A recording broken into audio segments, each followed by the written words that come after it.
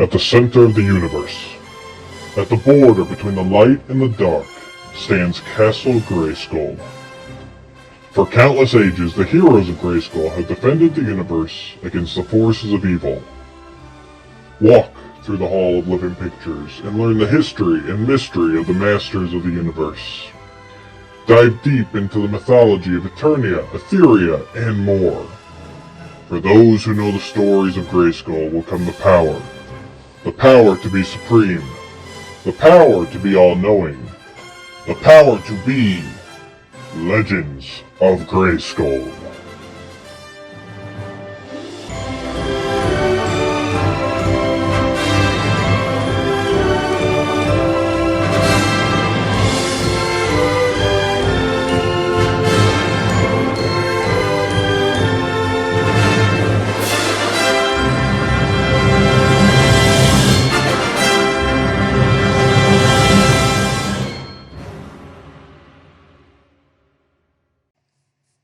Everybody, and welcome to episode 40 of Legends of Grayskull, the fan podcast where we discuss the history, the mystery, the magic, and mythology of He-Man, She-Ra, Eternia, Etheria, Nordor, Primus, new adventures, old adventures, comic books, mini-comics, UK annuals, anything and everything you can think of with that He-Man, She-Ra, Masters of the Universe, Princess of Power logo down at the bottom.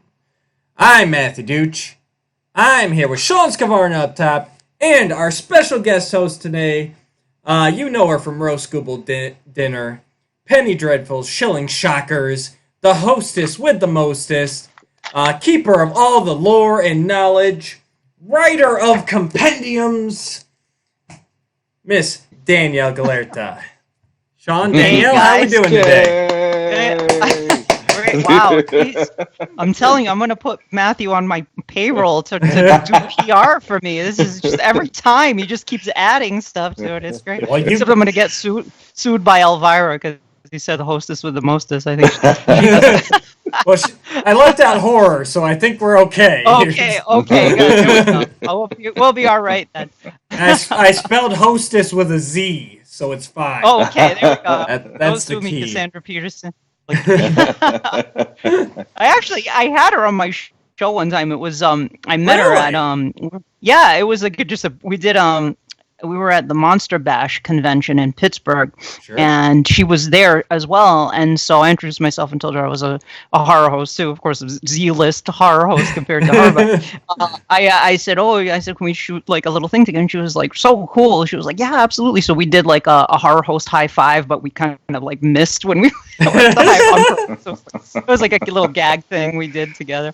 Yeah, she was really cool. Really cool. Nice. Now you say Z-list, but as I recall, you're still doing the podcast circuit, and from the stuff I see on Facebook, your show is still in rotation on your local stations, correct? Yeah, I mean, not as many stations play us anymore, but there's still stations out there that are playing us. There's an online horror channel that plays us called the Monster Channel. They're like on a Roku. Yeah, yep. They play us. And then some like weird UHF or VHF channel is playing us out in Nashville. And I'm like, nice. Like they asked us to air the show years ago, and I guess we're still on there, but it's like, that's still UHF still exists. That's really awesome. Wow. The last stand right there. Right. Yeah. So how many years ago did you stop doing the Penny Dreadful? We still do a Halloween special every year. Okay. So we continue. I mean, it's like the regular series ended, but we did it for 10 years. I think we started shooting in 2005. Our first episode aired in January of 2006. And then we got on like all over New England, and we were on TV for regularly for about 10 years. Nice. And then I ended the show after my husband passed away because he was the werewolf in the show, you know. And so, but we did continue to do just like annual Halloween special because it's like, that's when I'm at the height of my powers. I have to come back for Halloween. There you go. The most wonderful time of the year. Yeah. Indeed. Yeah, it's coming up. I'm a fan. Oh, awesome. Next month already. Yeah. Sean's an October baby. He's born in the Twilight Yeah, of October Halloween. 11th, and 20 days later is my favorite holiday. And Yep. I unfortunately I don't get into the festivities like I did when I was a kid, but Yeah. I still, through my kids, I get to have the fun of seeing them having the enjoyment and run all over creation in our neighborhood, doing trick or treat and everything. So good times. Good and times. put on some Universal horror movies and stuff, and just sit back and have some good times. That sounds absolutely. Great. Perfect. But yeah, that's got to feel pretty good. Even 5 years after ending, that you're still in rotation somewhere like that. That's some lasting power. You should bump yourself up. You're at least like, I'm gonna go like Emerald. I'm gonna go Emerin. Oh, like, Emerin! Wow. Geez, yeah, you're at least halfway there. I'll take it. All right, so let's jump right into our topic today. Oh, wait a minute. I think I hear somebody over there. Hang on a minute. No, under, no, around.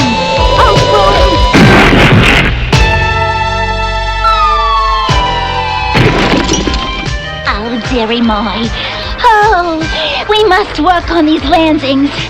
I agree. Madam Raz, are you all right? Oh, dearie my, yes. But there was something important I had to tell you. Now, what was that again? The news, madam, the news. It's time for the news. All right, thank you, madam. Looks like we've got some news today. Danielle, do you maybe have some news you'd like to share? Well, I just washed my hair. Congratulations. Sean nice is and clean. So, as some of you, or hopefully your listeners may have heard, we are putting up the bundle deal for the toy guide and the character guide supplement from Dark Horse. So finally. Yes, at last. I think people ask me like every other day, or have been like, when is this going to go up? When is this going to go up? So and that was 5th? Just me, folks. I was the one, I messaged her every other day myself, so. It was all Matthew. Matthew was the one who was asking about it. It's going to be up on September 5th. It's, I believe, on the Powercon website. And it's going to go up at 9 a.m. Pacific time, 12 noon Eastern time. And it is the only way to get the character guide supplemental. This is an exclusive book that is available through Powercon. It is a Dark Horse book. If you are a collector of the Dark Horse books, this is the only way to get this book. As far as I know, it is not being republished at any point. That to my knowledge, if they decide to do that, that's out of my control, but that's what I was told. As of right now, this is the only printing. Yes. And it's a limited edition. So I know the toy guide has been available on Amazon for a while now, and if you just want the toy guide, you don't care about the character supplemental, you can get the toy guide on Amazon. But if you would like both books, definitely jump on this, because once this book pre-order sells out, I don't think, other than secondary market, you may not be able to get it. And it's a pretty good deal at $60 for the toy guide, which is enormous.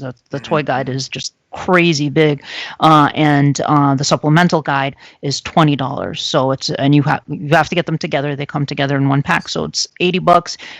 It's a pretty good deal, and you get a lot of cool information. So if you're a big fan of the characters, the mythology, and the lore, and also the toys, this is the full package here. You get all additional information, deep cuts, lore from Masters of the Universe, and stuff that we didn't get into the first book, and corrections for some of the things in the first. There were a couple little flubs in the first book, or things that we missed that fell through the cracks from the first book, from like stuff like the Filmation cartoon or the newspaper strips or the Power Tour, which there were some Power Tour stuff in the first book, but there was a lot missing because we didn't see it until Powercon in 2017. So that stuff is all in here as well. So there's a lot of cool stuff in this particular book.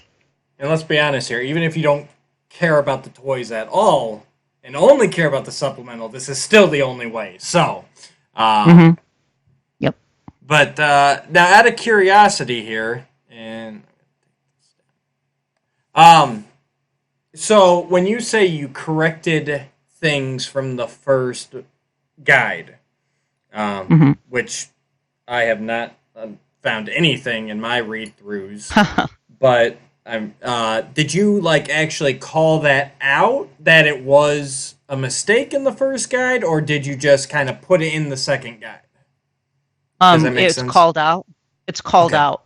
There before the entry, there's a little preface that just says revision. It says revision, and then the corrected information is there. Like, for example, because the first book was so immense. I mean, it was like it was 700 pages. Yeah, it was like 700 pages too. Yeah.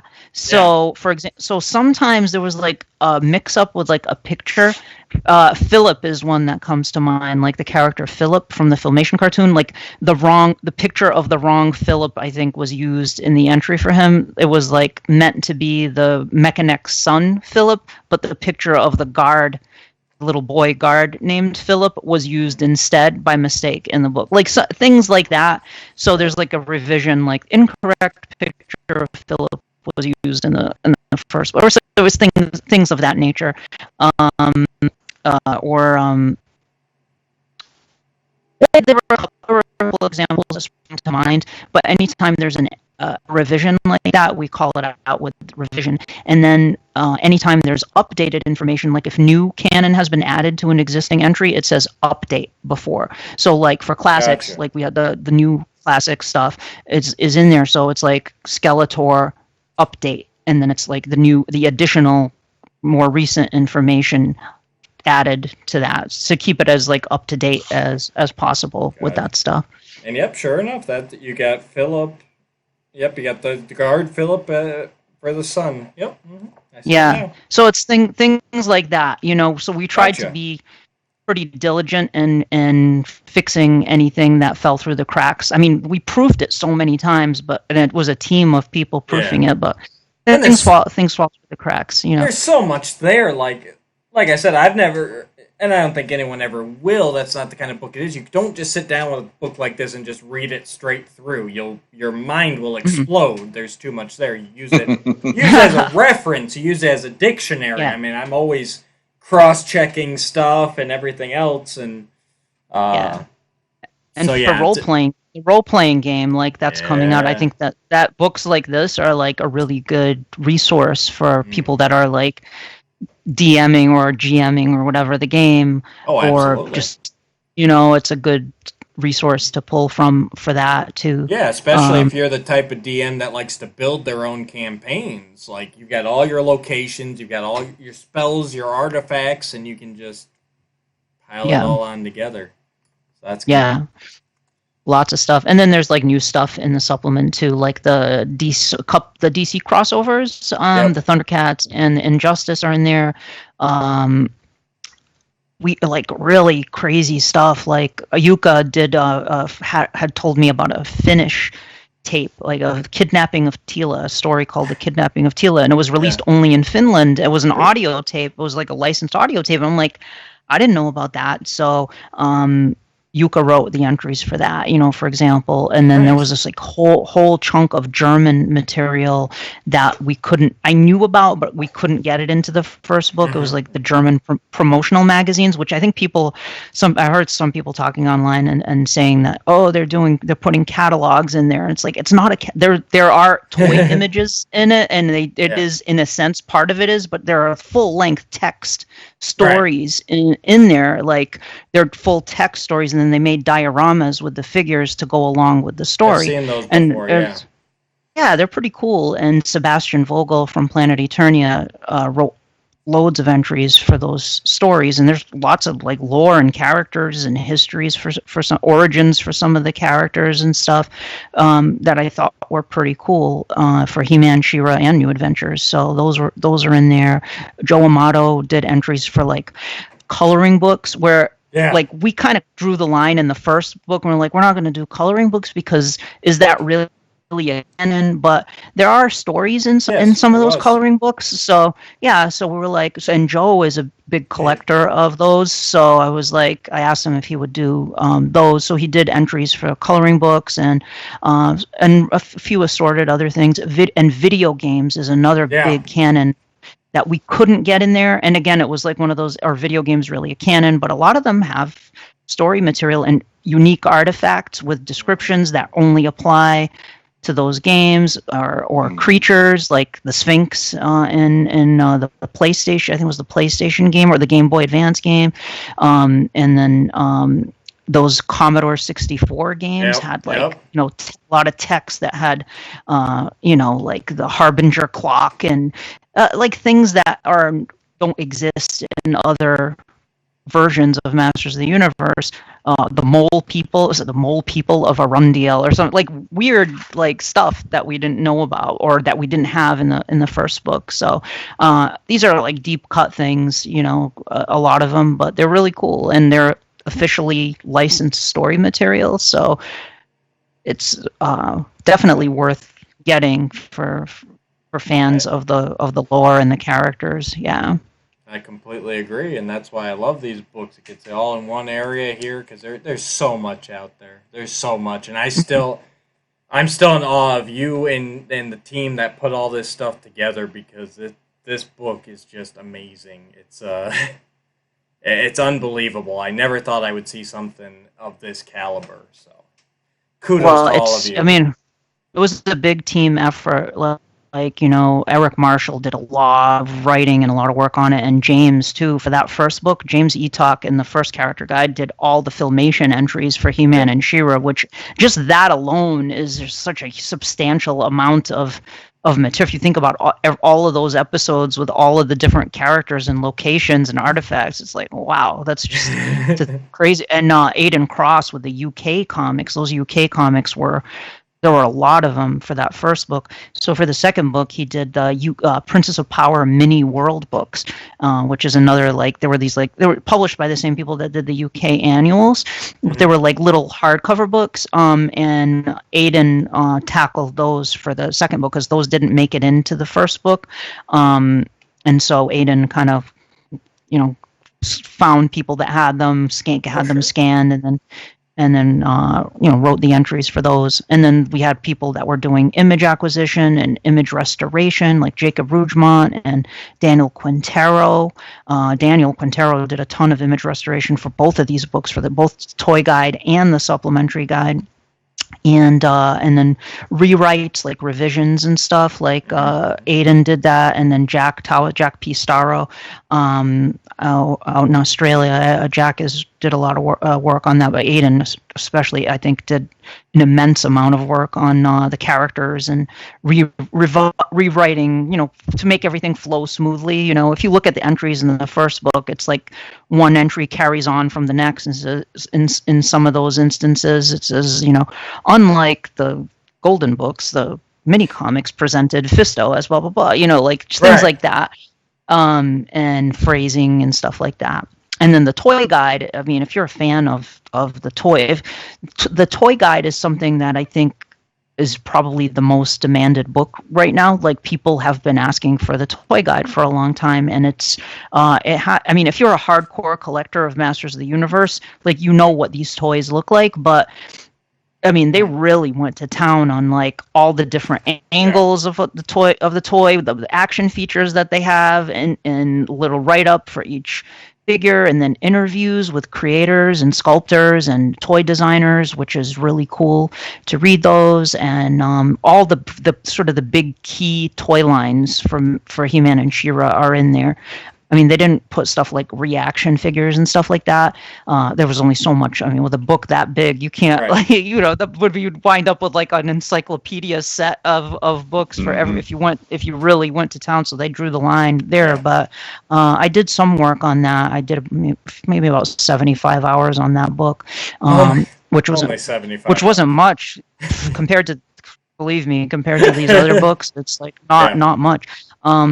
it's really cool. I think people are really gonna dig it.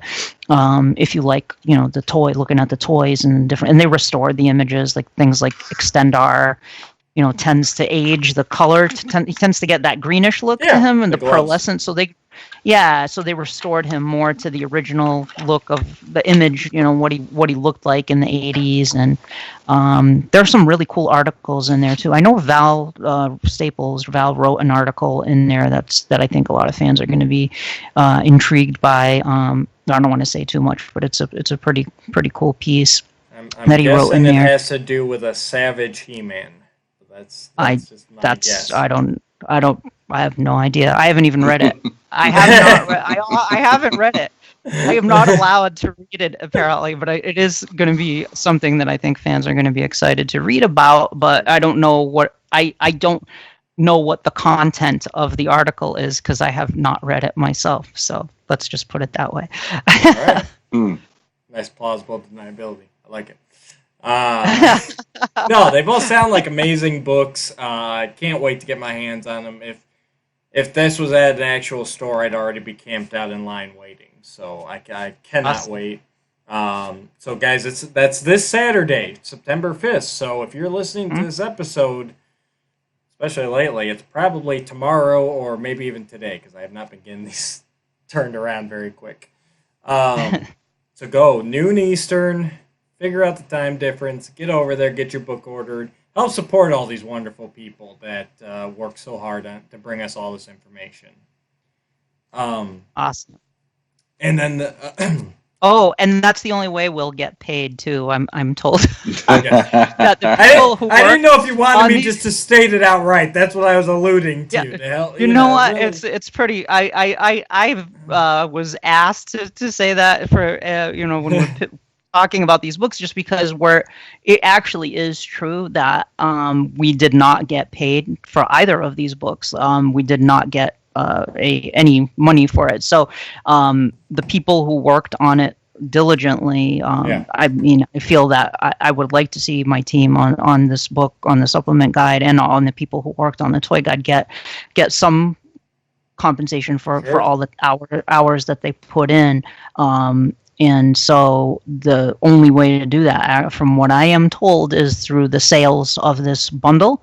So if you want to support fans that worked on these books, that's the way to do that, is to buy the 2-pack if you want it. If if you're not into that, you want to get just the toy guide on Amazon, that's totally cool. Yeah. And just to reiterate, there is a fixed number of these bundles available. This is not a pre-order window. This is, once they hit that number, it's shut down, right? That's what my understanding is, yeah. Yep. Okay. And you probably they won't reveal that number either, will they? I don't think so. No, okay. I don't think that's public information. I can say this. It was produced in lower numbers than the Lords of Power 5-pack for Powercon that they did, that exclusive, which was not produced in super high numbers because it was an exclusive for a convention. And the book bundle is less than that, but I do think there will be enough for everybody who wants that. Like, I don't think, I know people are like, I have to go the second it goes up, and yes, I think there will be. You should, yes. You should. That's what I'm getting. If you really want to guarantee, do not wait. Go this weekend at least. I wouldn't think it would sell out within a week, but even so, it's not like they only made like 10 of them, It's like there are only 10 in existence. It's they're but even on pre-order windows, you always hear about that. I mean, NECA just did that big Toka and Razar pre-order from the second Turtles movie, and that thing was up for like 2 or 3 weeks. And the day afterwards, I heard people complain, "Oh, I missed it." It's like, no, you didn't miss it. You just never made the time to go get it. There's a difference. I know. I saw somebody say that about Snake Mountain. They were like, "Oh, I was going to get it, and now I can't pre-order it anymore." It's like, and I was like, you had all this time to get it. It was it was up for like a while, Yeah. You'll always hear it, so... Yeah, run, don't walk, go get your books. And then, another thing real quick before we get into the topic.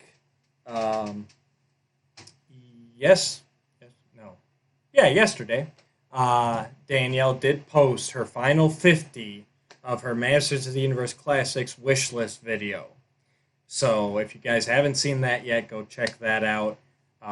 Again, thank you, Danielle, because this is something that you did just out of your own desire to see classics continue. You put together these wish list videos, you put time and energy into them, and we do appreciate it. So she did one big swan song with the last 50 characters that she wants to see, and it's about 40 minutes, but it's well worth it, people. Go check that out. I'm going to have a link down below. Thank you. So that you guys can check it out. Thank you guys for letting me know that I missed 2000X Prince Adam in the Varus. Absolutely. I was like, I have to put him in this because, like, Matthew and Sean and I totally forgot to include Tom O'Callahan. Was like, oh, what about King Ago? And I was like, oh no, I forgot King Ago. That means I have to do the next final. You have to do a supplement, a supplemental wish list video. Yes. Yeah. Oh my god, that would be hilarious.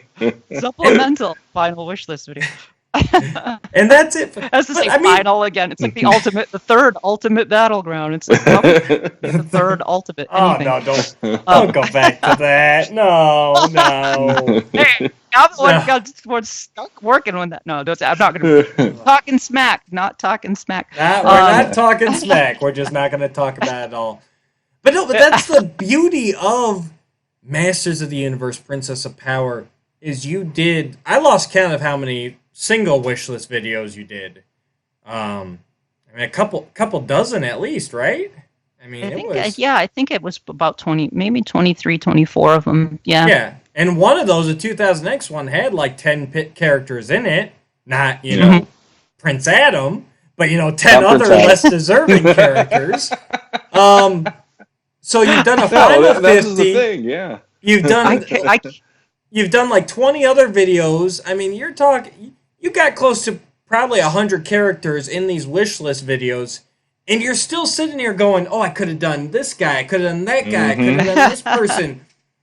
For all the people who are saying, "Oh, Classics was done. There's nothing left." No, there is so much left. There's a whole universe left before I feel you even get to the real Z-list characters. Yeah. That's when you start doing the Phillips of the world, is when you're down scraping the bottom of the barrel. But I mean, the fact that we never got a Dragoon, we never got a Hunga the Harpy. I mean, we almost got a Hunga the Harpy. We were pretty close to getting a Hunga the Harpy. That's the heartbreaking thing. It's like, because of having worked on the line at that point and knowing what was on tap to come in the next couple of waves, and then to see that go away was kind of like heartbreaking, because there were characters I really wanted in those waves, and that a lot of fans want, still. And then to see, we have the Origins, and then we have this Masterverse, and I'm like, okay, well, maybe that will be, if they do Masterverse and it's in scale with Classics, and it blends and it's compatible with Classics, I would hope that they would not just keep doing the A-list characters over and over and over again. Like, here's Revelation A-list characters, here's the Filmation A-list characters, here's the 2000X A-list characters. Like, can we have some unique characters to put with our Classics figures? Like the Hung of the Harpy or Lady Slither or something that could sit on a shelf with Classics. If it's just the packaging that's different, then I'm like, all right. I mean, I don't know what it's going to be. I mean, the silhouettes for those animation character models, they look more 2000X to me than Classics. So I don't. Jury's out until we actually see them. But that said, they have all that tooling for 12 years of Masters of the Universe Classics. What are they going to do with all that tooling? They're probably going to use some of that anyway. Although 30 points of articulation, though, I don't know, 30 points of articulation. That's a different. That sounds like a different style to me just by saying that. So I don't know. Well, and let's not even get into these collectors that are, very unhappy when the joints aren't completely tight, right, Sean? Think about that. I made do. I found my own ways around these problems. 30 points of articulation, that's 30 potential issues with standing that figure on your shelf. I'll tell you what. I'll do a live video on Facebook when that hits, and you can see me have my mental breakdown if the ankles are loose, like classics on some of those, because it was the craziest thing. When I opened my first He-Man Classics figure, and then I'm like, oh, this is amazing. It felt like, the angels were singing, the beam of light from heaven was coming down, and I'm holding this figure. Then all of a sudden, that one ankle just whoop, whoop, whoop, whoop. I'm like, what? And then it became like, the quest to find the ultimate tight-ankled He-Man. And it didn't matter to me about the other figures. It's just like I needed a tight-ankle He-Man because he's that guy. Did you try Pledge Future Shine? I did that.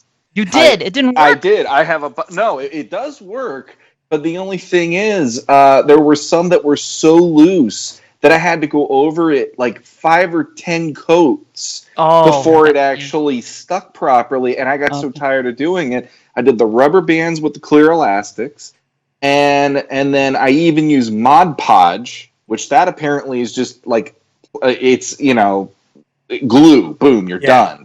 But apparently it comes out if you use hot water.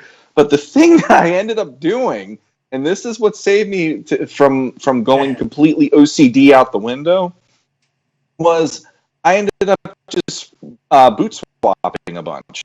Yeah. Oh. To be honest, I'd get the newer one without the pin going, and then I'd pop some of those off from figures that I maybe like through trades or whatever, and then I'd pop them onto the figure I wanted. And if it was close enough, that's the only problem. I'm not going to paint them.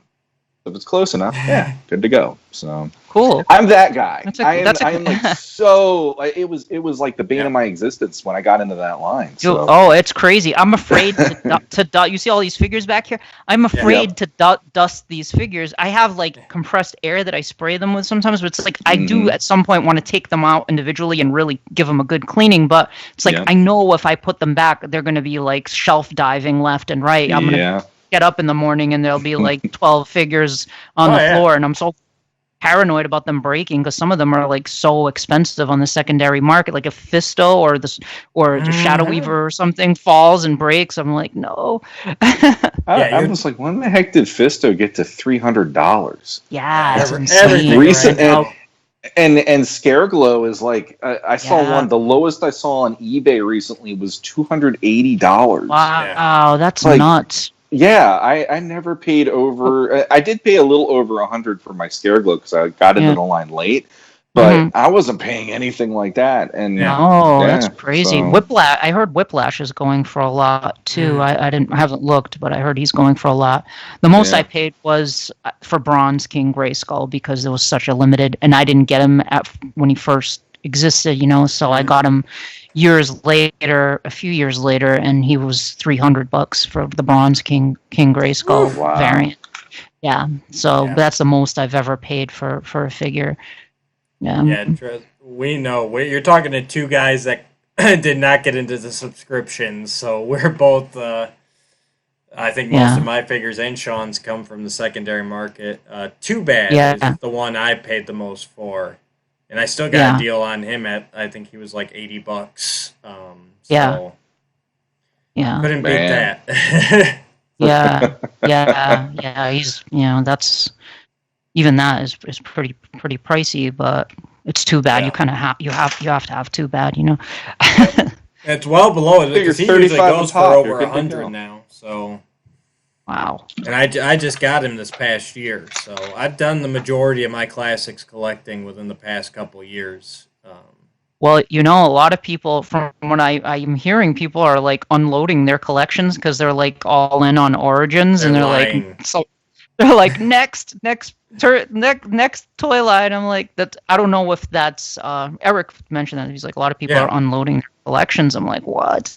A lot of people are saying horrible. That. I have not seen it, or even it, because you'd think if that much, because I've seen it a lot too. People saying, "I'm done with this. I'm selling them off." But you think if that much product was hitting the market, it should result in a drop in pricing because it's all just sitting there. But if anything, everything's going higher. So, who knows? But it has not helped out the prices. So no, yeah, that's too bad. And the funny thing is, like the Super 7 waves.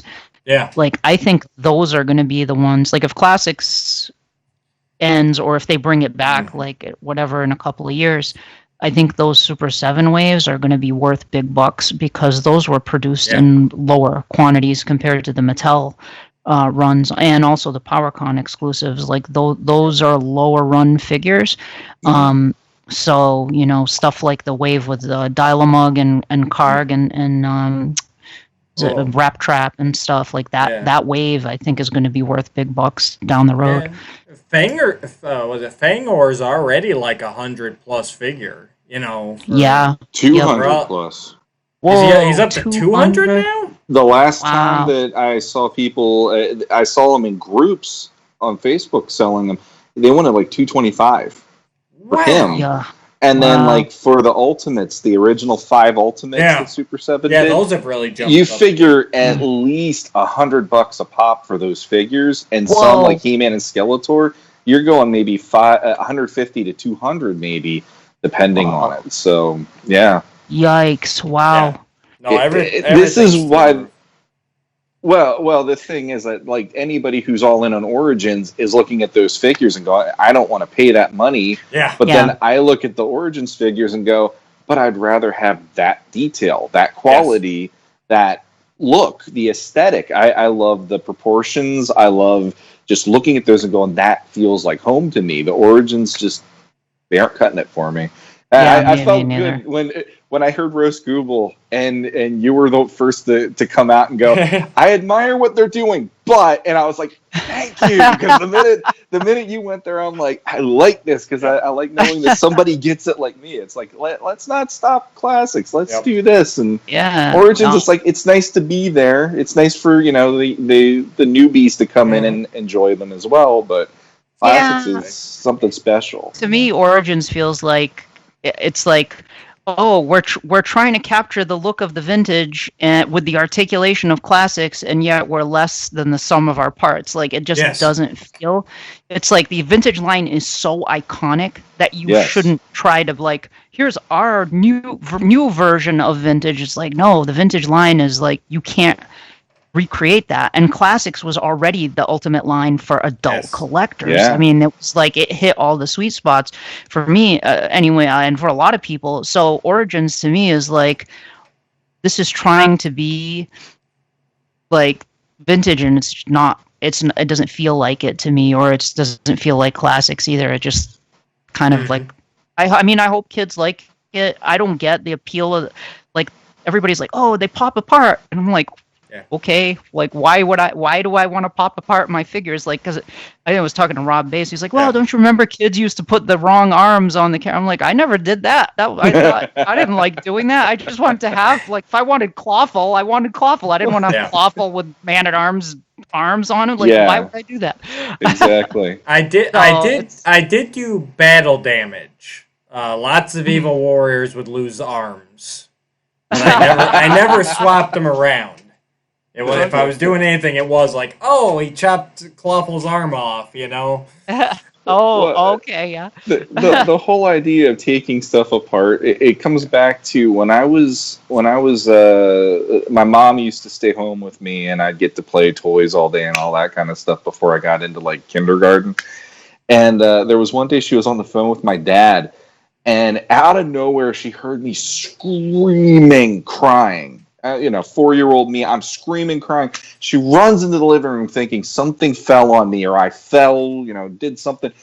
And she's like, "What's wrong?" And I hold up my He-Man figure, and there's a leg in one hand, and the rest of the figure's in the other hand. Oh no! And it was the first time I learned that the rubber band would break because I put him on. I put him on the. I'm gonna say I put him on the Road Ripper, and because of how he had to sit in the Road Ripper, it made that rubber band just twist. And I guess I played with him so much, it just boom, it was off. And I couldn't play with my toys the rest of the day until I had He-Man back. So my dad had to actually go to Toys R Us, grab me a new He-Man, bring him home, and then she saw a smile on my face for the first time after the incident. And it's like, I don't want to take my stuff apart for the fact that I was already traumatized, and I know how that feels.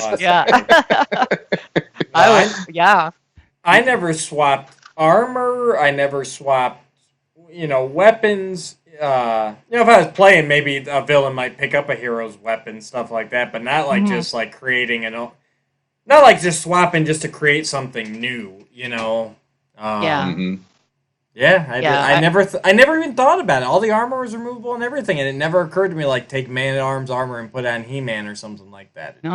I can see how like little kids with the Origins would like that thing, like just popping things apart and putting them together and stuff, like especially if they have no connection to the characters prior to that, and they're like, look, I can mix and match. Like I could see that. I think, but we're coming at it like, okay, we know who the characters are. We have this preconceived. No, I'm like, I don't want to.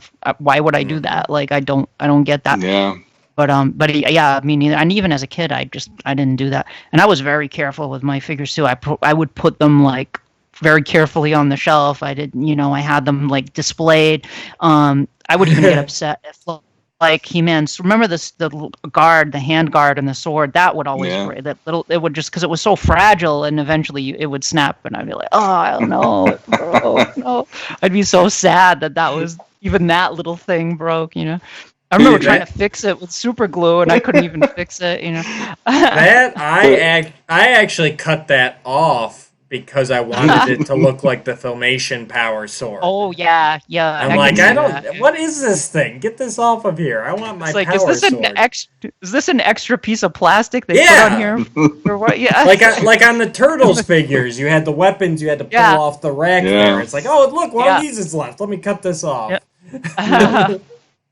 I did the same thing, so I'm in the same boat as Matt. I cut the thing off eventually. Like the second He-Man I got, I just took scissors and just cut it off. I'm like, okay, I'm good. Now it looks like every version I've seen except for the figure, basically. Yeah. So, yeah. Oh, good times.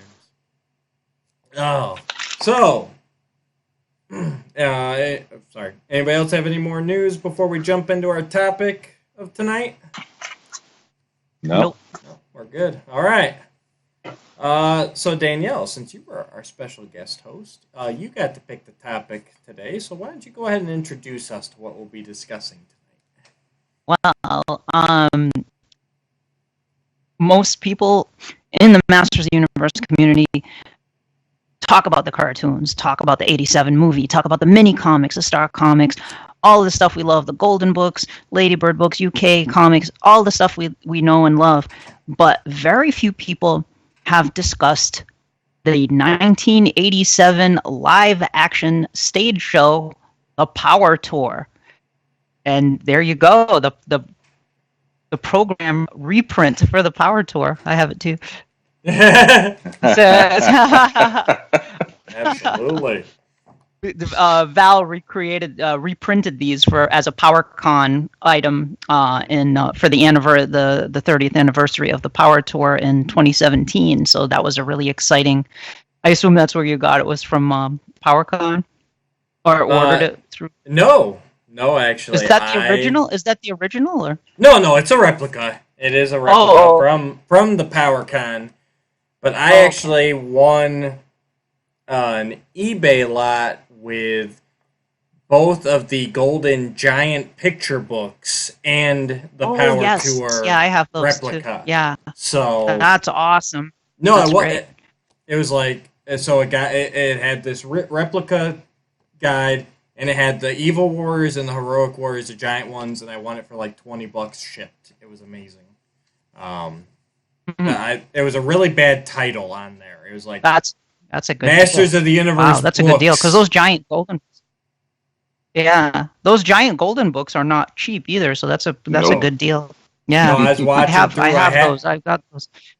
I had like a generic search save for like Masters of the Universe books, and that's how someone put it. It was like Masters of the Universe books, and then the description they've listed everything, so it wasn't coming up on any of the giant picture books. And yeah, I got a hell of a deal on that. So, before that, I didn't even know this was a thing. I'll be honest, I was buying it just for the giant picture books, but once I got this in hand and saw some of these cool designs in here, I'm like, all right, I need to know more about this. And then I did not research any more about it until Danielle came to me a couple weeks ago and said, hey, how about we discuss the Power Tour? So this is probably going to be pretty short for me, but maybe you guys might have more. So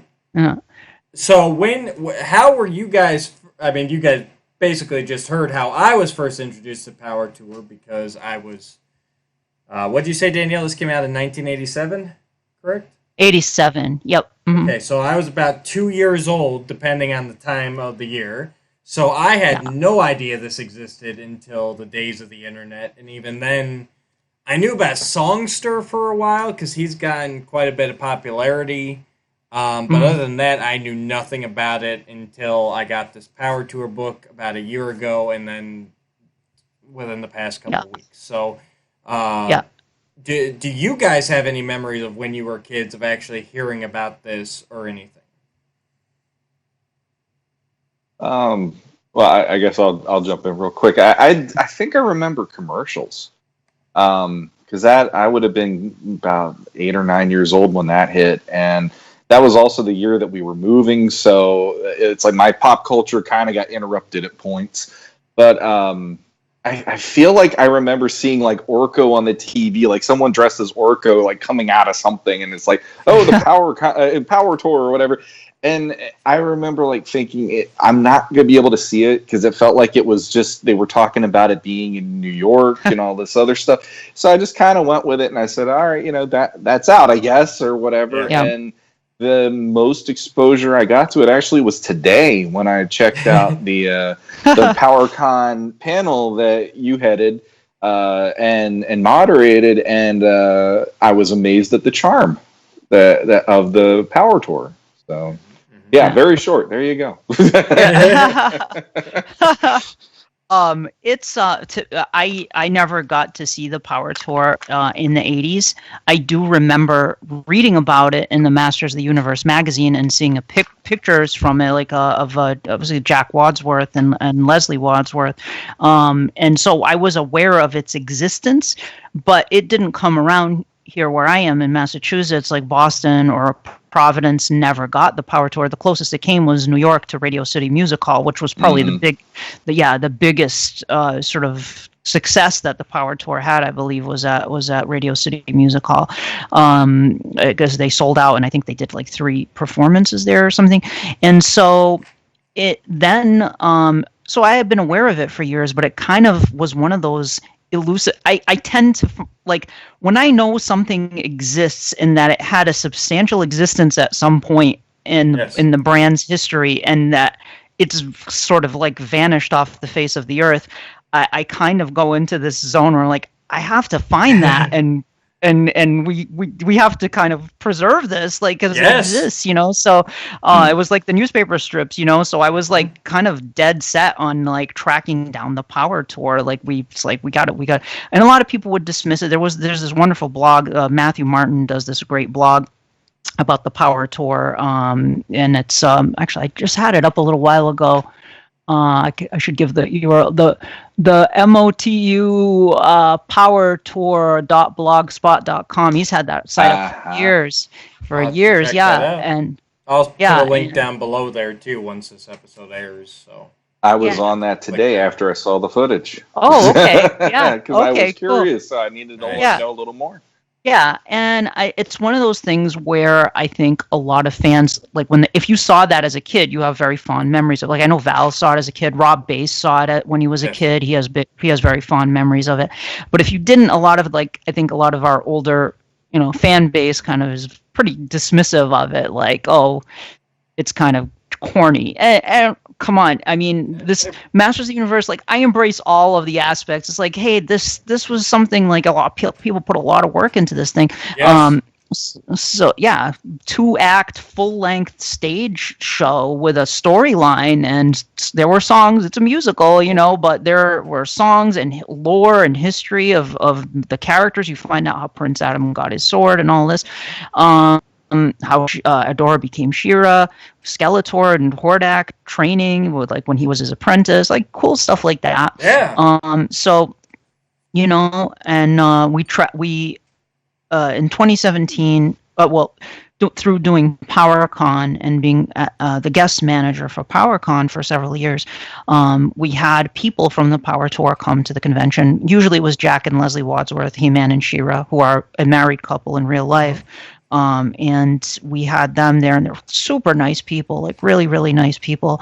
And when the anniversary was coming up, we wanted to celebrate the anniversary of the Power Tour in a big way. And I was talking to Val, and I said, this thing has to exist somewhere. Like, somebody has this, because you could tell the way they talked about it, they were very fond of it. And it turned out, like, as we did some digging, that Gus Park, who played Ninjor in the Power Tour, everybody kept pointing me, like, talk to Gus Park. He was Ninjor in the Power Tour, and he was the martial arts coordinator for the Power Tour. So I tracked Gus down, and Gus is a professional Elvis impersonator. He's quite the character. Like Ninjor is an Elvis impersonator. Just wrap your head around that, and he's a real hoot, Gus. So I had a couple of lengthy phone conversations with Gus, and he had many tapings of the Power Tour. He saved pretty much everything, like many of the performances that he had on tape, and the cast would get together and have parties, like, every couple of years they'd have a party. They'd get together at one of their houses and they would watch the Power Tour together. It was like, sort of, you're in a show like that, touring for like a year all over the US and Canada. You get that family bond with each other, that you went through that together, so they were all very sort of protective of it, it took some finagling between me and Val, kind of tag teaming it a little bit, with Gus. We convinced him to help us out and have a big celebration by screening this at PowerCon for the first time in 30 years that anybody had seen it. And we got a lot of the actors and the crew people who were in it. We got Eric Van Bars, who was Skeletor, who is now he has a dance theater instructor at a university. And when we reached out to him, he was flabbergasted that anybody even knew he was Skeletor or cared that he did this. He was tickled by it. He was just delighted that this was, like, people wanted to see this thing and wanted to hear about it. So we got him, and Forbes Candlish, who was the assistant director, and Gary Goddard, who directed the Masters of the Universe movie, was he co-wrote the Power Tour. He was, and he showed up. Surprising. Yeah, he was heavily involved in that, and in fact, prior to that, Goddard was known for doing live action events at, like, places like the Universal theme parks, things like that. So he had Jack and Leslie were Conan and Red Sonja in a live action version of that, and Gary had created that whole show for the theme park. And so that's how they kind of got pulled in as He-Man and She-Ra, when Gary, kind of brought them along. The Landmark Entertainment brought them along for that.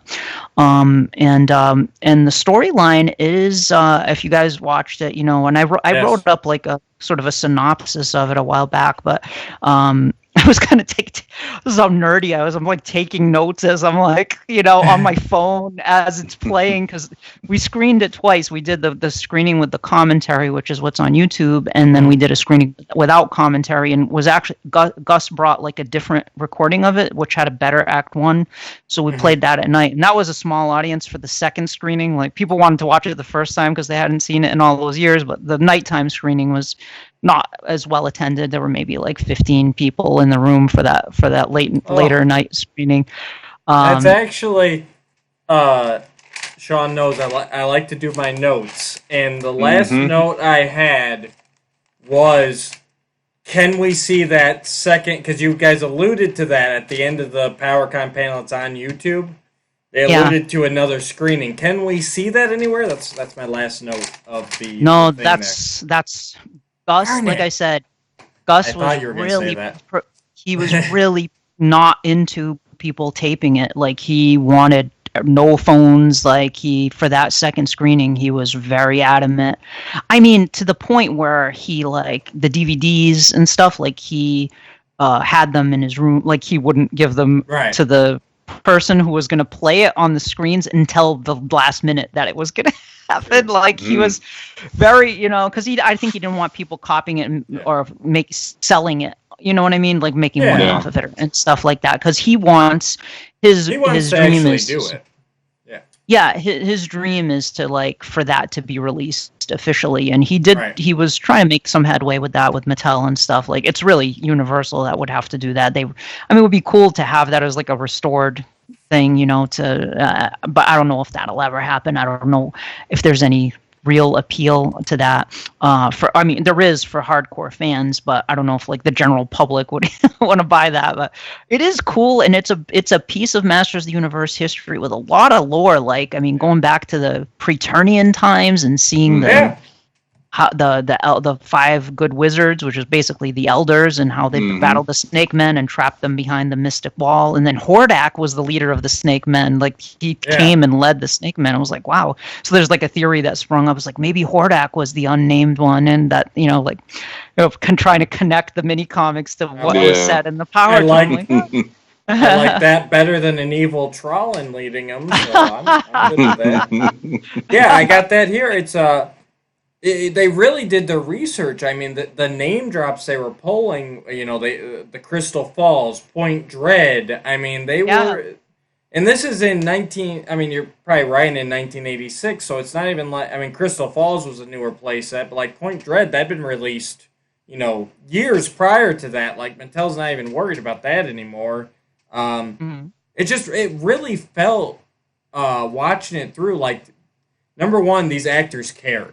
Even though they have some great stories, check out, I got the link down below to that Powercon panel. Check it out, because they got some great stories about messing with each other, and it's hilarious. But like you said, it's because they were together so long. They said over a year, and they had 300 plus shows.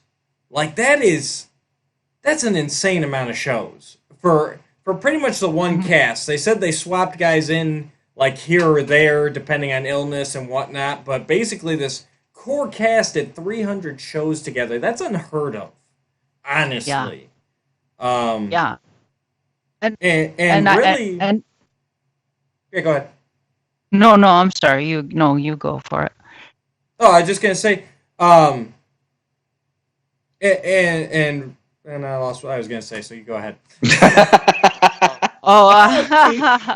I was going to say, and that is a substantial run, and something that's practically almost not forgotten, but it's sort of very much, I think, a sidebar for a lot of fans. And it's like Jack and Leslie gave me this press kit for the Power Tour, which was really nice of them to give this to me. Nice. And I don't know if it's showing on the screen there. You're good. It has all this information. It has the character summaries that came in there, tales of the Eternian Power Tour, news releases, production credits, and then all these great pictures. There's the just like little pamphlet that came in here.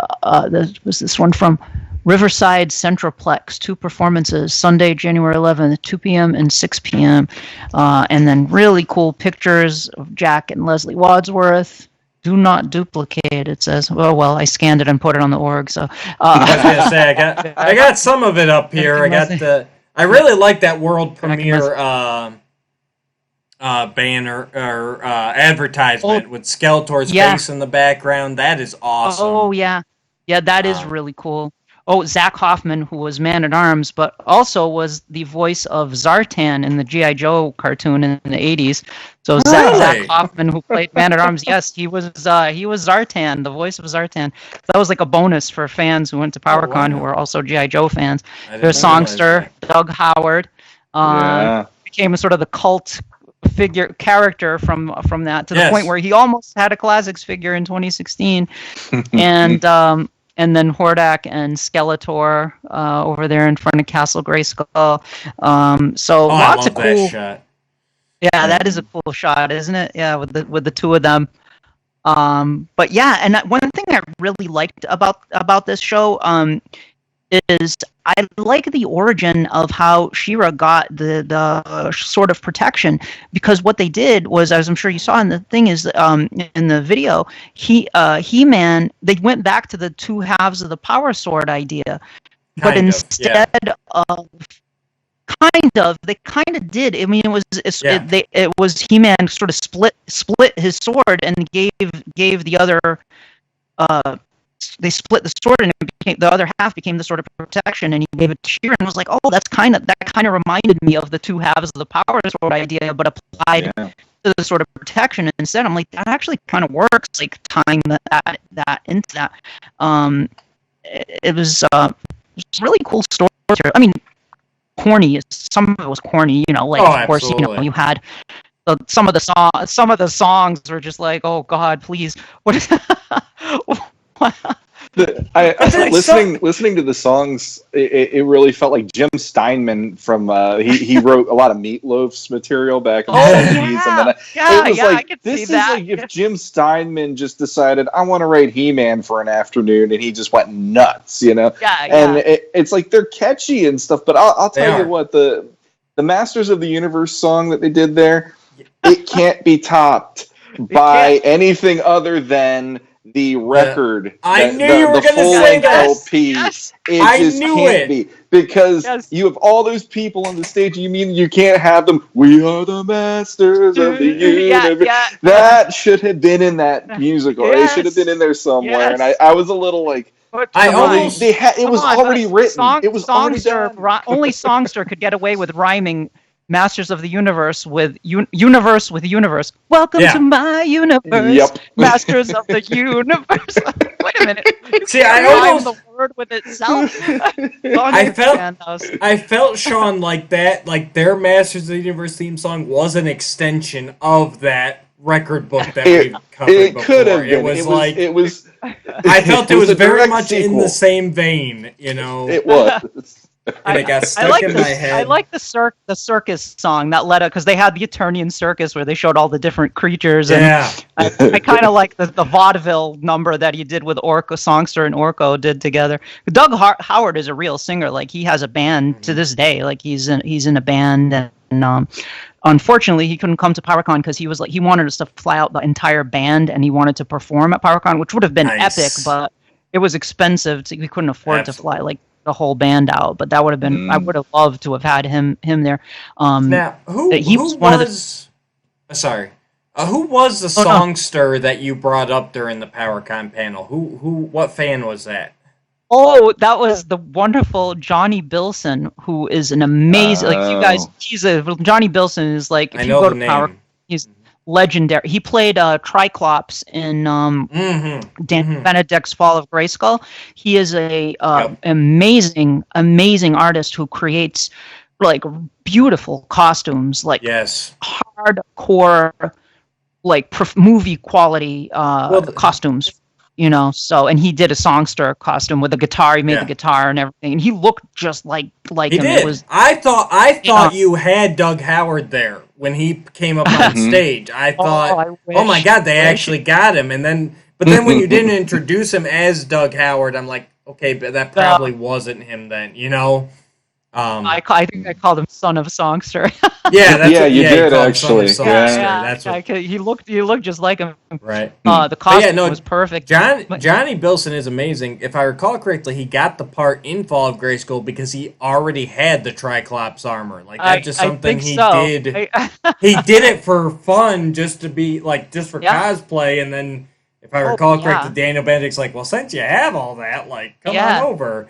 Johnny has a booth every year at Powercon, and he usually does a different cosplay at his booth every day, and he does commissions, and like he makes costumes. He's like one year he came as the Mighty Spectre. There's a picture floating around. I haven't seen it in years. It was like him and Scott Knight like at the bar, hanging out at the bar. I think I've seen that. Mighty That's Spectre. Ringing some bells.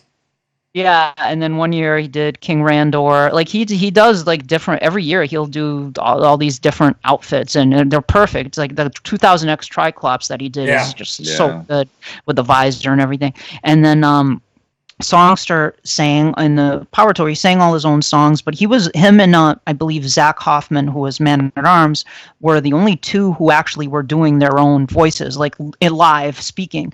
The other actors were lip syncing to the Filmation actors, because that was John Irwin. I thought it was. Yes. Mm-hmm. Yeah, Alan Oppenheimer was Skeletor and Melinda Britt was She-Ra, so they had them doing the voices, which is really cool to have the Filmation voices. But it was the actors were kind of lip syncing to them, but Songster and Man at Arms were using their own speaking voices.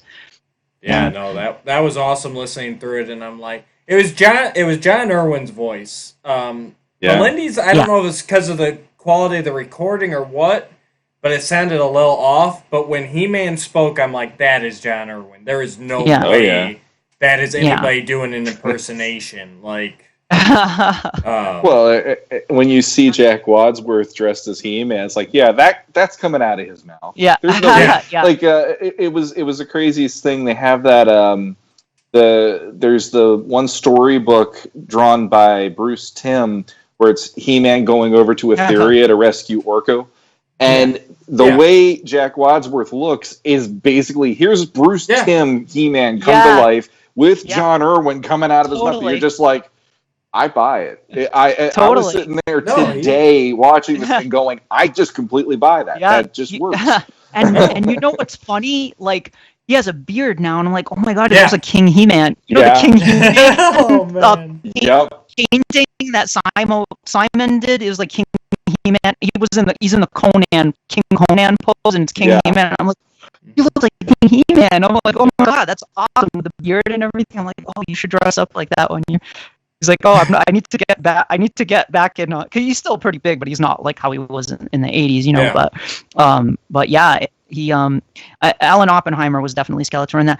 I mean, I was told it was Melinda Britt too, but I don't know. I never saw like voice credits for the people, but it's clearly John Irwin and Alan Oppenheimer, and they were like, they got the cartoon people to do the voices. So I thought that was Melinda Britt. That's what I was told, but it probably was. Like I said,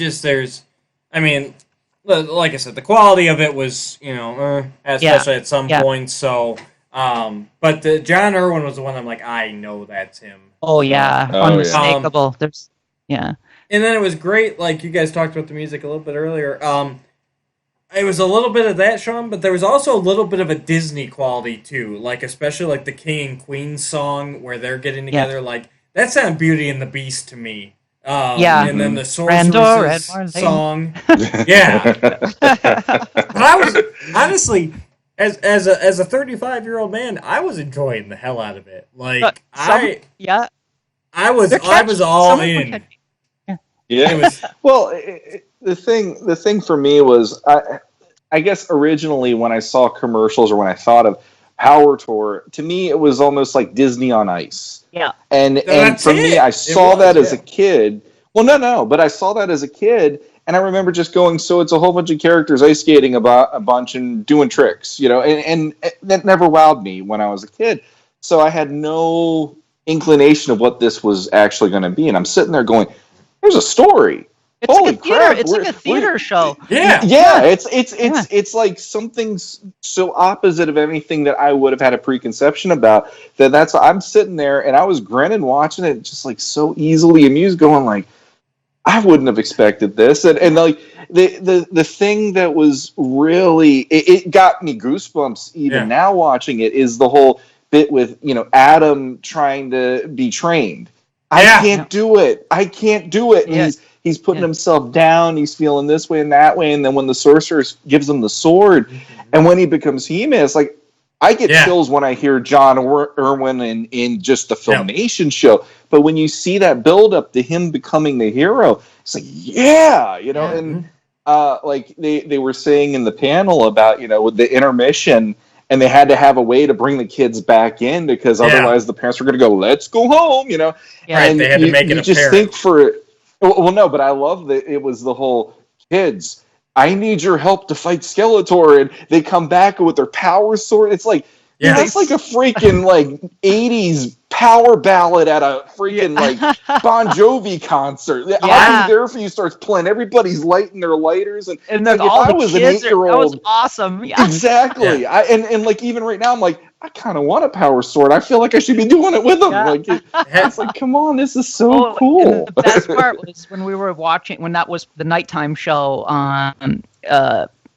Tila, she's a little girl named Tila. She did the pledge, like in the audience. She stood up with her dad, and I was like, yes, that's so awesome. That is so cool.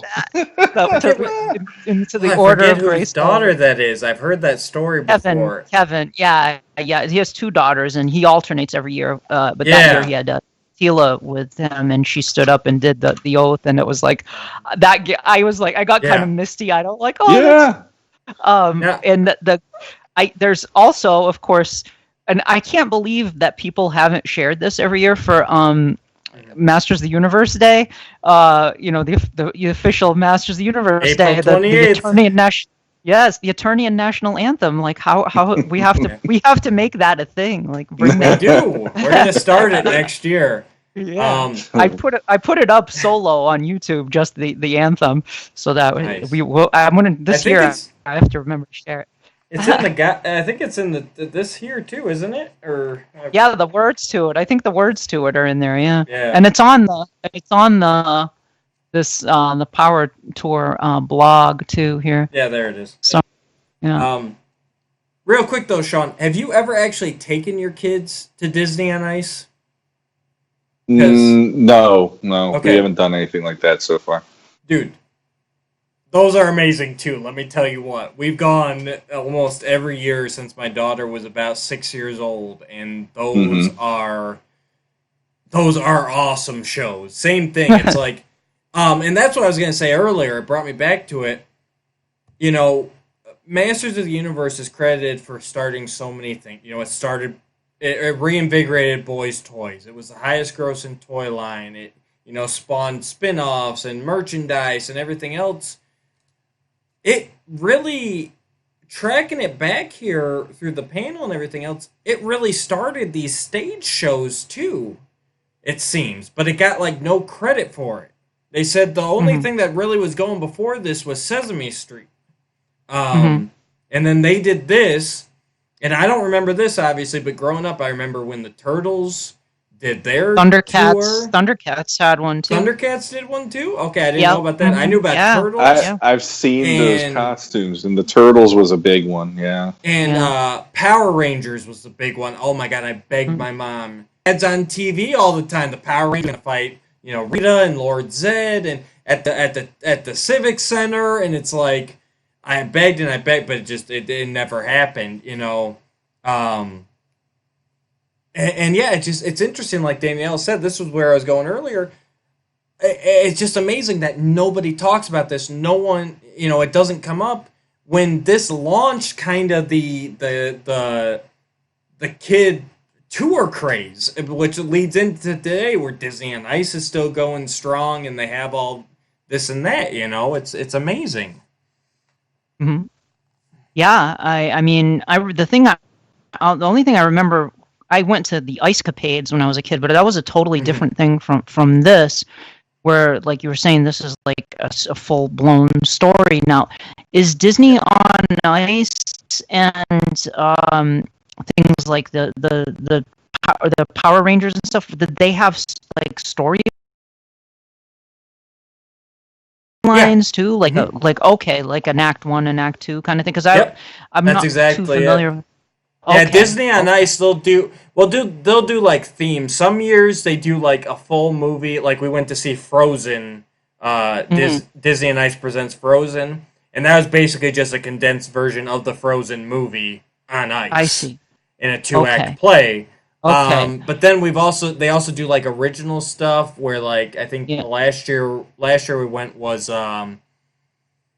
Journey through Dream Journey or something like that, where like it followed Mickey, Minnie, and Donald, and they went like to the different worlds. Like they went and had a scene in the Toy Story world, and then they went to Finding Nemo, and then they went to Little Mermaid, but yeah, it's still like they were looking for something. I don't really remember what. Right. But yeah, no, it's Finding Nemo. It's a 2-act play, and it's just it's usually an original story. I think only one year where they actually adapted just Frozen into it. You know. But this Power Tour wasn't on ice. There was one. No, it wasn't on ice, sequence. but it was that the skating sequence was the roller skates. They worked that into the story because it was like a competition. Yeah. Because the whole premise is they come to Earth. Like there's the transporter Master Dome, and they're transported to Captain Morrison on Eternia, who operates the transporter, sends them to Earth, and then they want to showcase their culture of Eternia and Etheria for the kids. So they're showing all these different things, but then they have like a friendly competition with the evil warriors, and they had a name for it. It was like the Eternian something race with I forgot what some race, and it was a roller skating around in a roller derby thing. They introduced them as like, here's your forward, here's your hook, here's your. I mean, it was. It was totally roller derby. But that was only like the one segment where, other than Orko, who was to indicate floating, was on skates. But I think there was no other like skating. Right. And then of course Skeletor. My favorite part is that at the end when Skeletor invades and has Ninjor and the proton blast, like the proton blaster. Yeah. And he's aiming it, and he says, Skeletor tells He-Man to surrender, or he'll blast him and his little Earth buddies too. Little Earth buddies too. Like, oh my god, that's great. And that was it on the roller derby too. He said it was a challenge. If the evil warriors won, then Skeletor got to enslave all the Earth children. Oh, that's right. That's right. It wasn't a friendly competition. They were roller derbying to see if Skeletor got to take all those kids in attendance as his slaves. Slave the children in the audience. Okay, I want to see a version where the evil warriors win, and you just see this like line of little kids going through the beaming up shackles to Snake Mountain. That's awful. It'd be like Secret of the Sword in the village. Yeah. In the village of Thamor, where they're just beaming up all the villagers. It's like... Yes, exactly. Skeletor is one. I know, I was cracking up during the roller derby part. So it was Evelyn, Beastman, Ninjor, and Blast Attack versus Snout Spout, Rockon, Clamp Champ, and Orko. And they had to race around and knock each other out, and then they brought out the Hoops of Doom, which didn't do anything besides they ran through them. It's like... Yeah, the Hoops of Doom, that's right. And I think my favorite line during that, probably maybe even during the whole thing, was during the middle of that, I guess. It was hard to see, but I guess Ninjor must have taken out his nunchucks or something, because all of a sudden Man-at-Arms goes, "Ninjor, I said no weapons." Oh! And I just lost it. I was just busting up. It's like you're there in a roller derby, just bam, bam, bam, and Ninjor pulls out a nunchuck, and Man's like, "That's it. I said no weapons, Ninjor. What's wrong with you?" That's awesome. Oh. That's great. There was one part in the circus that got cut that wasn't in that. I don't know if Gus has any tape of it. I don't think he did. I think he says he has a tape of it being thrown away. But originally, like one of the things in the circus is He-Man and She-Ra do the feat of strength. Like She-Ra lifts a 10,000-pound weight. Yeah, that was in there. And then and then He-Man takes it and bends it. Yeah, and that was in the one we saw. Yeah, that was what they added, because originally there was an animal called the Stellarfant, like stellar travel, and the Stellarfant, and it was this giant elephant creature that came out, and it was supposed to be.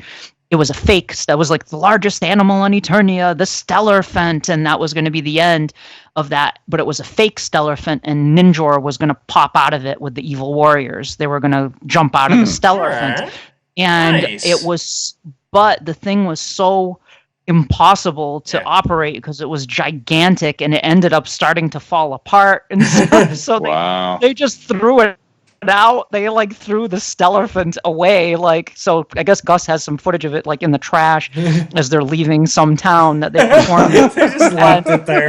Like, we're done. In the dumpster, throwing it in the Stellarfant in the dumpster, the pieces of it, and then they added in, because they got rid of that, they added in the He-Man and She-Ra feat of strength. But if you listen like off screen, you still hear it because they pre-recorded the soundtrack to it, so you hear the Stellarfant still go off screen. And that's the part where the evil warriors jump out. So it's like happening off stage, I guess, with the Stellarfant. Yeah. It was in the early part of the tour they used it, and then they had to ditch it. Yeah, I thought the circus. I thought that was. I know they all panned it. Like that was all the actors' like least favorite part of it. Yeah. I thought it was a neat concept. It just needed a little punching up, I think. And obviously the recording wasn't very good because it was just completely blacked out for a minute there. But they needed better costumes, I think, for the creatures. Yeah. Except the Z-Brite, I thought was good. That was cute. Yeah. I liked the Z-Brite. That was cute with the light up stripes and everything. Yeah. Let's see here. Yeah. And then finally, we get to some real action there at the end there. Like, once I got to that final, like, battle scene where He-Man gives up the power sword and everything. Which, am I the only one who got a little bit of an 87 movie deja vu during that? A little bit. It definitely has that. I wonder if that's Goddard's doing, since he co-writer, Could be. No, when he was surrendering the power sword and the don't fight and everything, I'm like, okay. But that whole final battle, if I was watching that as a kid, I would have lost my mind during that whole thing. Yeah. Like, seeing all that take place on the stage right in front of you, He-Man give up the power sword, they're throwing the evil warriors into cages and lifting them out of there. Like, that was awesome. Yeah, that was really cool. And Val has told me that he loved that, watching that, and it was exciting to see that, transpire and stuff. And you hear the stories that they're telling, on stage and stuff, and going to kids, seeing them backstage or wanting to see them after the show, and them doing like Make-A-Wish and going to the hospital to visit kids, and that's just so cool. And you could see them doing there's just a genuine quality about them that I think the kids would have connected to them, because they're like, there's a warmth to Jack and Leslie that I think the kids probably connected to in a good way, Yeah. No, I completely agree. Yeah, then the final battle between He-Man and Skeletor, where they're manacled together, like. Oh yeah, yes, the manacle, yeah. It's like a knife fight, and like. Yeah, they both take their swords. Man-at-Arms is like, okay, here we go, one-on-one combat. And he clamps them together with this chain, and they're just like circling each other and taking jabs and everything, and then, of course, Skeletor has to cheat by duplicating him. He's like, we agreed to fight. You agreed to fight me solo. He fights just me, He-Man. But now there are three of me. He makes the duplicate two more of himself. Yeah. No, that whole thing was awesome, and like I said, I know my mind would have been blown as a kid just watching that. Sean, you got anything? What caught your eye during this whole thing? Well, like I said, I like the whole bit with Adam and the power sword and all that in the beginning quite a lot, because we didn't get to see it in Filmation, and it's the whole idea that the show itself is built around the idea of you can do anything. as a kid, like you're seeing these heroes and they're instilling this idea in you that you do have the power. And it's like they keep doing with the line even today, we have the power and all that, like they've been doing in the comic books. And that's been from way back in the day. We're just refreshing it and all that. So I really like that. I like that it has the cohesive storyline. Yes. Like you guys are saying, I mean, that was completely shocking to me because I thought it was just going to be, here's Orko doing antics, or something. Yeah. He's going to come out and do some crazy stuff, and He-Man he'll show up and this and that. And it's like, no, you got the John Irwin going and Alan Oppenheimer and everything. I mean, and I was actually really surprised by even the roster they had for the characters. Like you guys were saying, they had Snoutspout, Clamp Champ, Ninja. It's like, some of those characters just debuted. It was kind of surprising that they'd be a part of the PowerCon even. But and Songster, of course, yes. And I could see why, like, being a fan of Roast Google, it amuses me how often about Rob Bass doing the whole, I want my songster and all that stuff. Yeah. It's like, I could see why now, because it's really cool. Like, he's a character I'd never had much background with until watching the footage. And even, thinking about, when they were doing the bios for classics, Scott Knightley kind of said, the Filmation idea might have been Songster presenting those stories as bard tales to children and all that. I still kind of dig that aspect of having him in there somewhere, that he's not just a forgotten relic from this. It's, he could still be in there doing some of these things that it makes the Tales of He-Man wow children even today kind of a thing. That really is it's heartwarming in some ways. Yeah. It's a natural, I mean, for a fantasy story to have a bard character, a minstrel character, a traveling troubadour who tells stories to kids and to the villagers. Of course, it makes sense. It just makes sense. And one thing that I remember always struck me was that the end of that last Marvel Star comic, where it's like from the Ballads of Songster, because it was like, they included that, they referenced it. I'm like, that's exactly what Songster. I mean, he's sort of the glam rock version of that, but it's like, it fits to have a bard type character in Eternia, and I think that's probably, besides the like very colorful look to him, I think there is that resonance that we like having that character. And even if you look at with the Witcher, that showed The Witcher that was just out, they had a character that was a bard, and I mean, of course, he was more like fantasy. The way he was dressed was more medieval and stuff. But the bard as a performer, he tends to be more flamboyant, right? So in Eternia, everything's cranked to 11. So of course, Songster is going to be like way colorful and everything. Well, on social media, how often did you hear what was it? Toss a coin to your Witcher. And all that line from the show, and that became a thing for a little while when the first season aired. And, it's like in Masters' case, Masters of the Universe really encompassed a lot of what made the 80s in some ways for a lot of fans. So it's like, you got to have somebody looking like Songster being a part of it one way or the other. It's like the epitome of the 80s inside of the epitome of the 80s. It's like, why does peanut butter and jelly just taste so good together? And then just give him a magical guitar that might also be an axe. I'm not sure, Yeah, exactly. It's again, I actually would champion having a Songster figure at some point now that I've seen that footage. It's like, I kind of dig it. It works. I get it. I get why Rob's obsessed with him. I mean, he looks perfect. Give him a little bit of an update, and it'll fit in fine. And that's what I loved about all this. You guys really hit the nail on the head. They got it. They got what made Masters, and they took their roles seriously, and they acted their hearts out.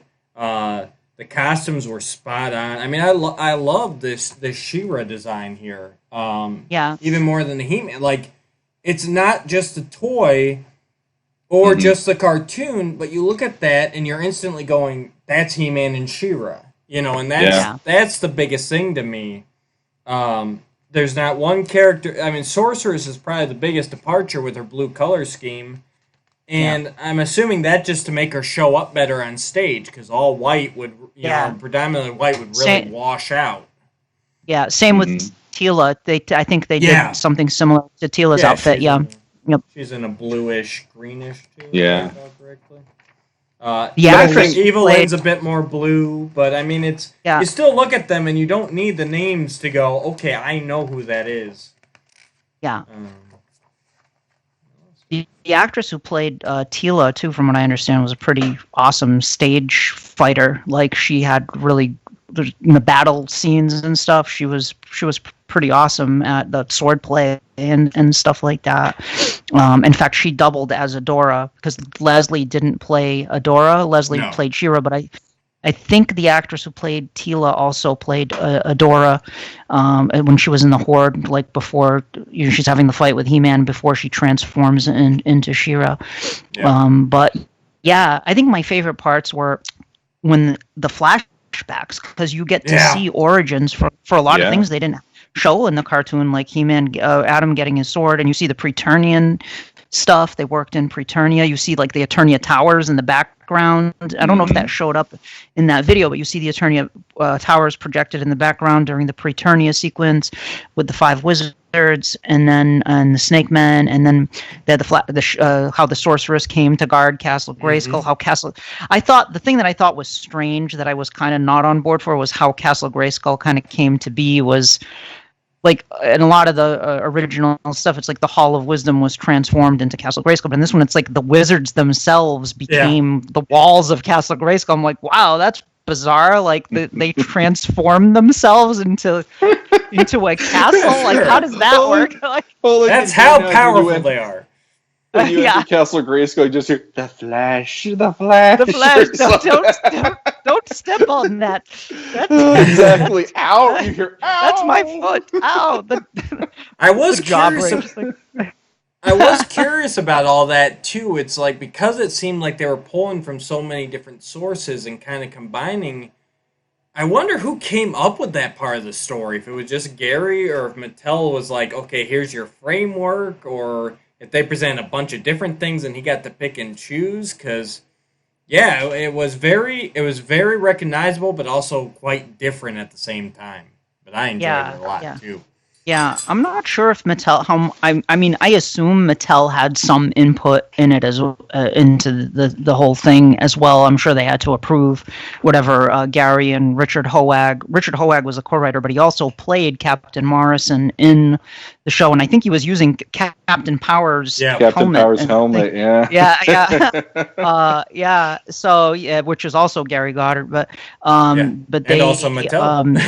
And Mattel, So I'm sure Mattel had some influence in there, and I don't know about Filmation, but maybe even Filmation too. I mean, they used Filmation voices and music, like they did orchestrations of the He-Man theme and the She-Ra theme during the show. So the Filmation may have even had some input, like, because when we started getting the newspaper strips, it turned out, this is a collaboration between Mattel and Filmation. So it's possible that they were also involved in some capacity.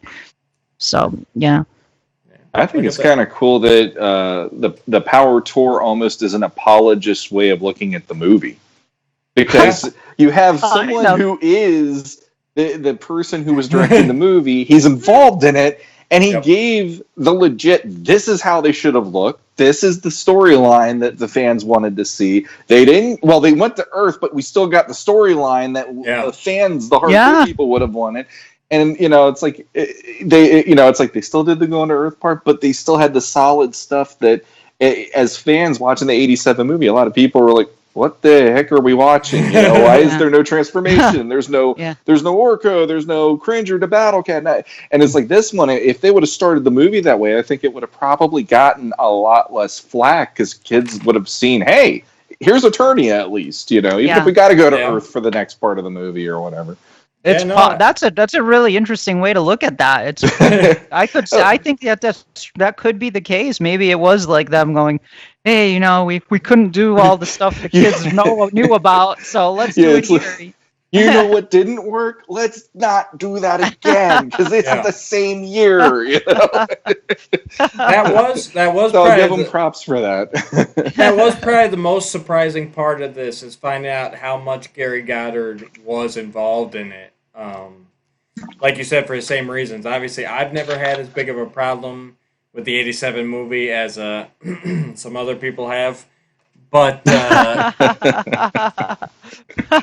but it is interesting to find out how close he got it here and then still went on. You have to figure these were in development pretty much at the same time.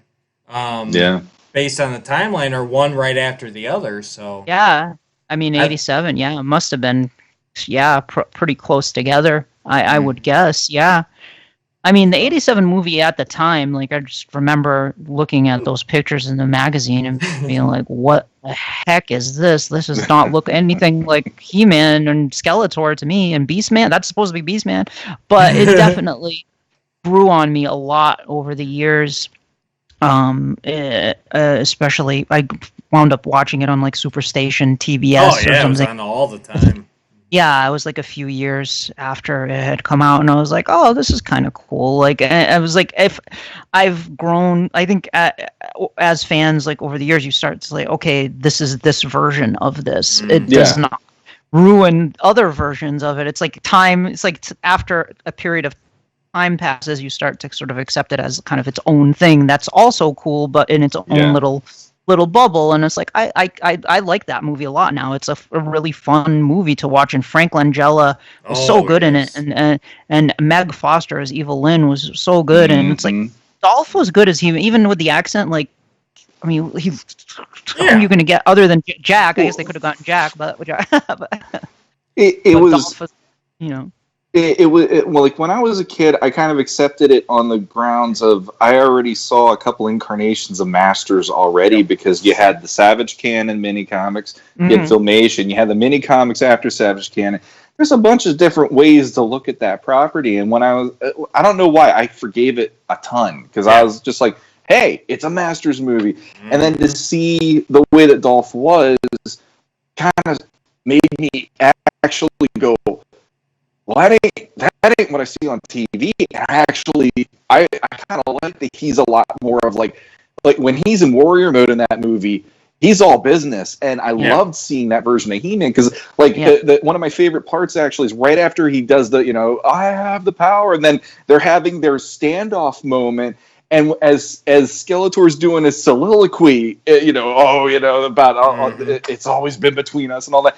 And you have him just bark, enough talk. It's like, ooh, he's gonna go there, and it really set the stage of this He-Man is that guy. And even when they did him in Multiverse, I was like, he's the guy who's gonna get through. And then when they didn't make him go through, I was like, you're killing me here. They like, killed him. And they're killing him too. He died. Yeah.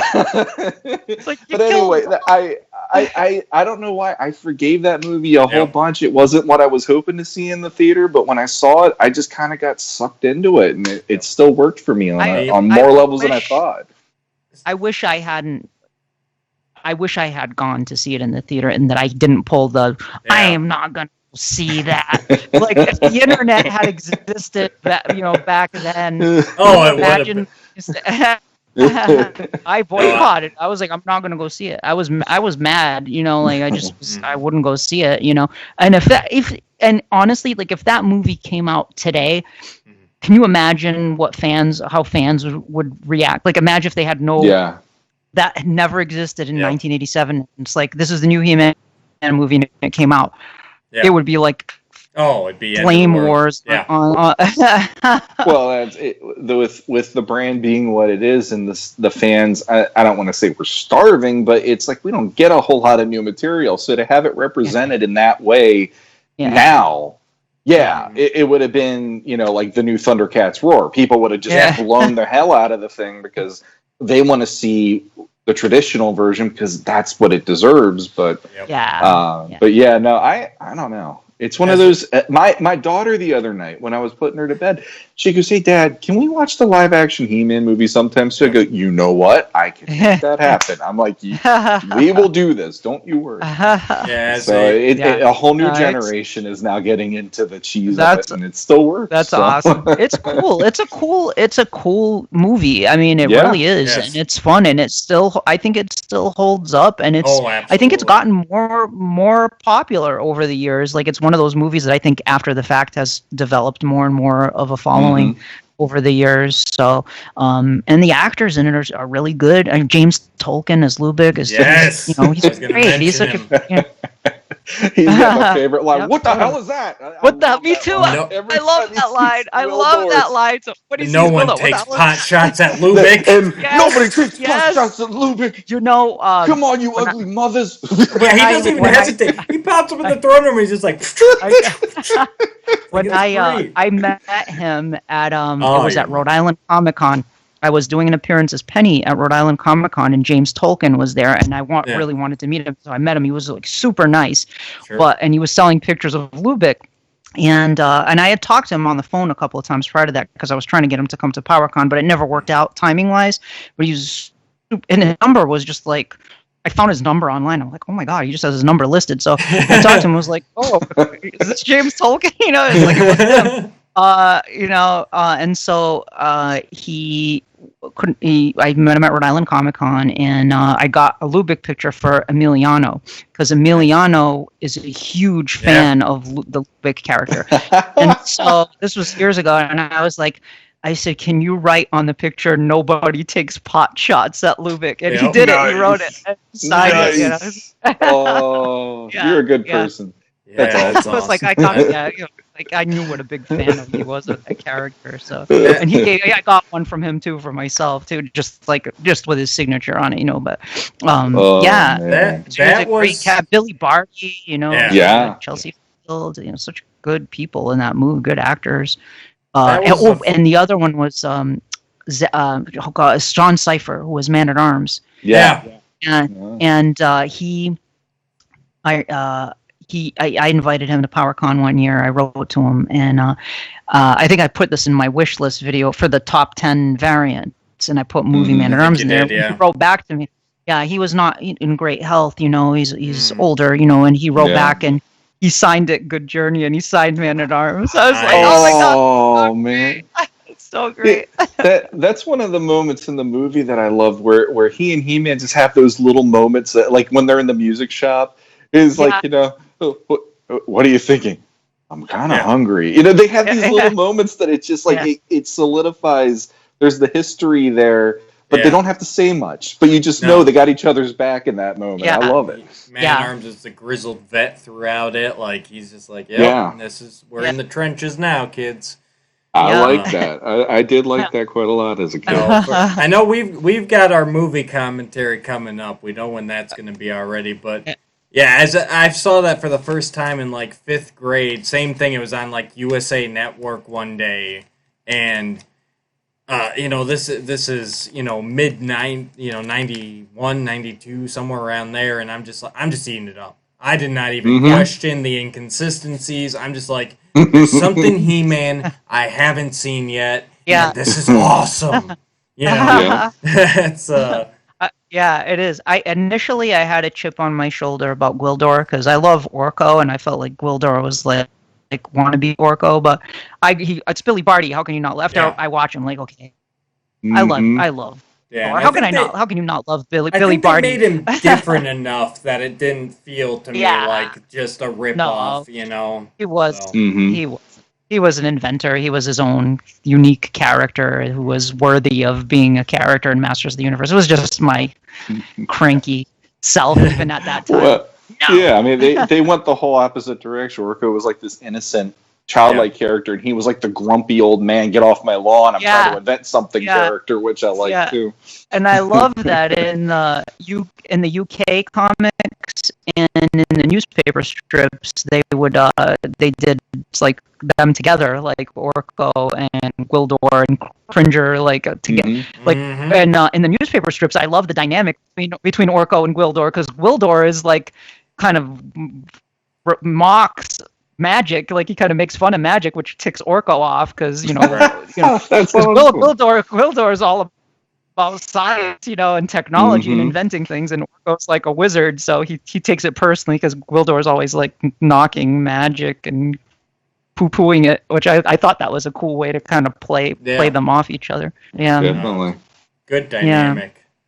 All right. Yeah. So, I guess all that's left really is to do our ranking. If you guys have any final thoughts on the Power Tour, I know we got a little sidetracked there, but Masters of the Universe Power Tour, I'll go ahead and start it off here. I'm going to give it a solid 7 out of 10. I think it was highly enjoyable, and just being able to look at it through the potential kid eyes. If I'd seen it as a kid, I'd probably be up like a 9 or so right now. But for seeing it right now, solid 7 out of 10. Enjoyable story, great music, and great acting. And it's awesome to see that all these actors still have a love and respect for it to this day. Yeah. Awesome. I'll give it an 8 because I think it's really fun. It's a really good message to it. It has all of the different aspects of Masters of the Universe, especially like the history and the mythology of it that I love seeing played out on stage. And it's such a unique representation of Masters of the Universe, and the people who worked on it were so passionate about it and have such fondness for it that I can't help but find that contagious when and just the overall product. I think the songs are fun, the interactions between the characters are fun, the costumes are cool. You can see that a lot of effort and craft went into putting this thing together, and I think it's cool, so I give it an 8. Nice.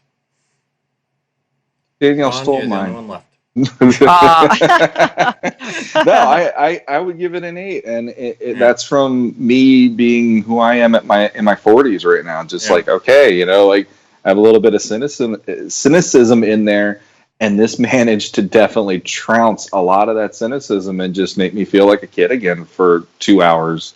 And the message behind it, the actors with, they really, like you said, they genuinely have, like that feeling of this was something special, and they were very proud of being in it. And it's awesome because some people are like, oh, I played He-Man, whatever. Yeah. They might not look at that as a career highlight. And no, they really looked at this was like a mantle they had in that time, and it meant something to people, and that was great. I mean, that story about the little kid seeing him and getting misty-eyed and going, "I knew you were real." That would have been me. That would have been me.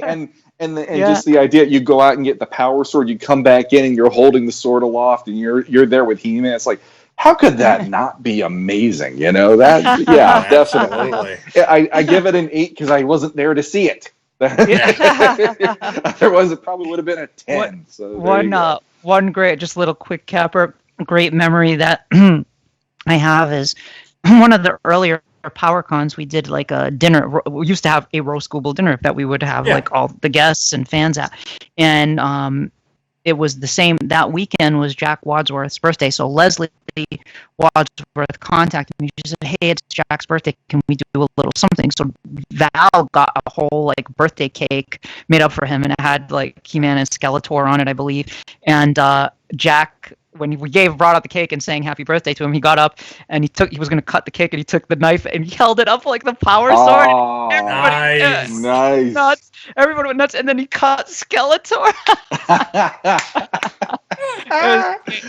It was great. Yeah. I changed it. It's a 9 just for that story. It's a 9 now. That story you weren't even there for. That was like the best way to cap that off. There's no way around it. Well, I think awesome. There's nothing left to do but run through my spiel after that. So we want to thank Danielle Gelehrter for coming on.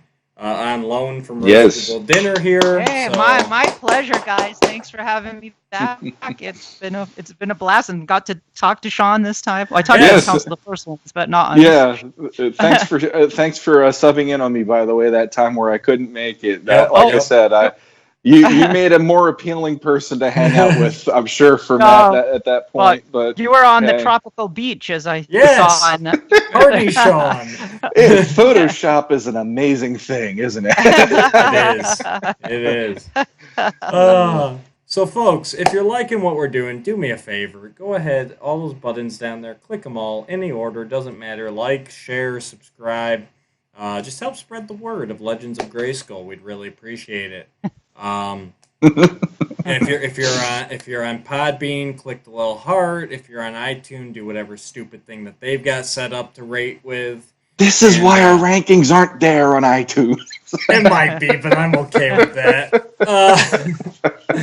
The sad thing is, and I've told Sean this before, is actually the majority of our views come from iTunes as far as the audio side of it. So, but they know what I tend to listen to audio. Like I download MP3s and put them on my MP3 player, and that's more how I roll.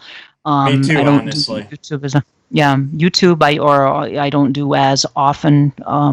Once in a while I will, if there's like a live stream. Once in a while I'll hop on for a little while, but I usually do the MP3, if I'm going for a walk or working out or something like that. Yeah, that's me. At work I got the earbud in all day long and I'm just roast googling or podcasting or, Office Ladies is a good one I'm into right now. But yeah, no, and that's why we try and hit both sides. So hit all those buttons down below. Go check out Danielle's videos. Buy the bundle this Saturday, September 5th. And until next time. Until next time. Good journey. I knew she was going to do that. But I said it more like Masters Cast does. I go, good. Even better. I stretch it out. So I stole their way of doing it. She 2000X that version. It's the I have the power. Yes. Oh, Lordy. We got to start doing a contract with these guest hosts.